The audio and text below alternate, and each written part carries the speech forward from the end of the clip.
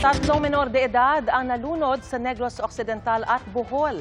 Isang bangkay ng sanggol naman ang nakitang palutang-lutang sa isang ilog sa Kidapawan City. Saksi si Femari Dumabok ng GMA Regional TV. Wala ng buhay ang 13 anyos na si Toto nang matagpo ang palutang-lutang ang katawan sa isang ilog sa Bagus City, Negros Occidental kahapon. Kani baylo pang kabuhi ko. Kaya nga para mabuhi lang siya. To, sa diin ka man, kunari ka man di, tulangga ka na mo ni papa mo.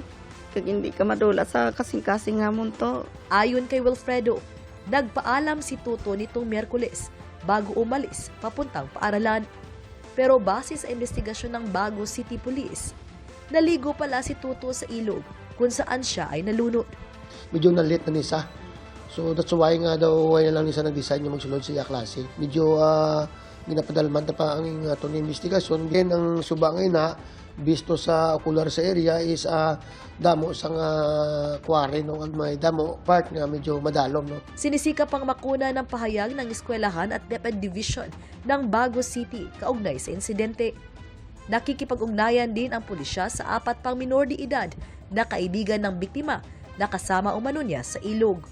Sa Kidapawan City, patay na rin nang matagpuang palutang-lutang sa Nuangan River ang isang bagong silang na sanggol.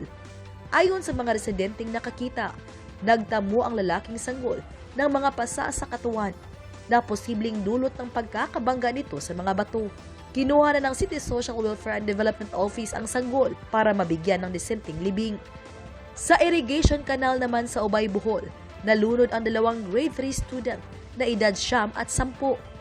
Mismong mga empleyado ng National Irrigation Administration ang nakakita sa kanila. Sa investigasyon ng Ubay Police, maagang umuwi ang mga bata mula paaralan dahil may sakit umano ang kanilang guro at wala silang klase. Hindi umano alam ng mga magulang nila na naligo ang mga bata sa irrigation canal. Para sa GMA Integrated News, ako si Femari Dumabok ng GMA Regional TV, ang inyong saksi. Mga kapuso, maging una sa saksi. Mag-subscribe sa GMA Integrated News sa YouTube para sa iba't ibang balita.